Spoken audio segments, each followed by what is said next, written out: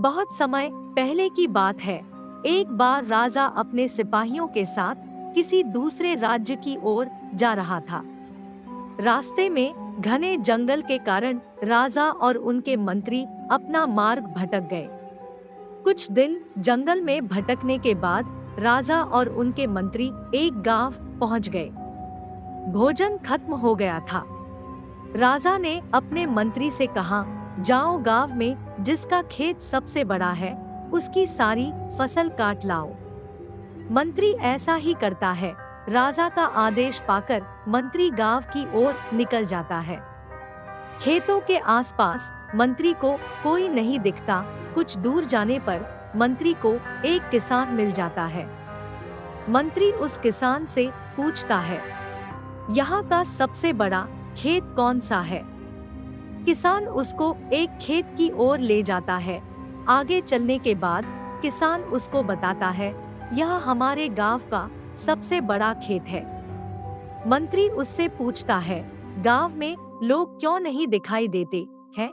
किसान बोलता है, पास में ही एक मंदिर है जहां प्रतिवर्ष पूजा होती है। सारा गांव वही गया है।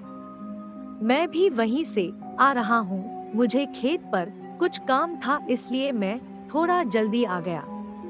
मंत्री अपने सिपाहियों के साथ खेत की फसल काटने लगते हैं। यह देखकर किसान मंत्री से बोलता है, आखिर आप लोग क्या कर रहे हो? सिपाही बोलता है, हमको सबसे बड़े खेत की फसल काटने का आदेश मिला है। किसान बोलता है, मुझे क्षमा कीजिए, मुझसे गलती हो गई। इससे भी बड़ा एक खेत है हमारे गांव में। मंत्री किसान के साथ चल देता है। बहुत आगे जाने के बाद एक खेत दिखाई देता है जिसकी फसल इतनी अच्छी नहीं थी और ना ही इतना बड़ा खेत जहां से चलकर आए थे। मंत्री गुस्से में किसान से बोलता है, यह तो उससे छोटा खेत है, न इसकी इतनी अच्छी खेती है। तुम बेकार ही हमें यहाँ ले आए हो। किसान बोलता है, मालिक रहम कीजिए, बड़ी मेहनत से फसल होती है। अगर आप ऐसे ही फसल काट लेंगे तो खेत का मालिक और उसके बच्चे क्या खाएंगे? कितने दिनों के इंतजार के बाद फसल काटने का मौका मिलता है। मंत्री गुस्से से बोलता है, तो क्या तुम जिस खेत पर लाए हो उस किसान के बच्चे और उस किसान को दिक्कत नहीं होगी?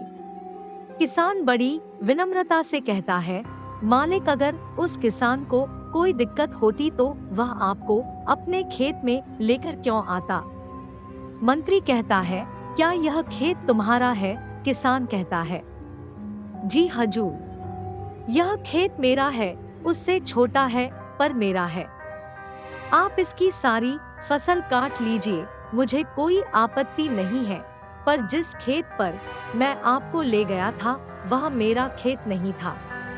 मुझे पहले पता नहीं था कि आप किस उद्देश्य खेत के बारे में पूछ रहे। जब मुझे यह ज्ञात हुआ कि आपको फसल काटना है तो मैं अपने खेत पर ले आया, क्योंकि मैं स्वयं इसका मालिक हूँ और इस खेत की फसल पर मेरा पूरा अधिकार है, इसलिए मैं आपको यहाँ लेकर आया। मंत्री किसान की बात सुनकर बड़ा प्रसन्न हुआ। वह वापस चला गया और राजा को सारा किस्सा सुनाया। राजा ने उस किसान को अपने पास बुलाया। राजा ने उसको खुश होकर इनाम में सोने के सिक्कों से भरी एक थैली दी। इस प्रकार से किसान की ईमानदारी और चतुराई के चलते किसान को अपनी फसल का अच्छा दाम भी मिला और उसको इनाम में सोने के सिक्के भी मिल गए। इस कहानी से हमको यह शिक्षा मिलती है कि हमें अपने स्वार्थ को दूर रखकर दूसरों के बारे में सोचना चाहिए।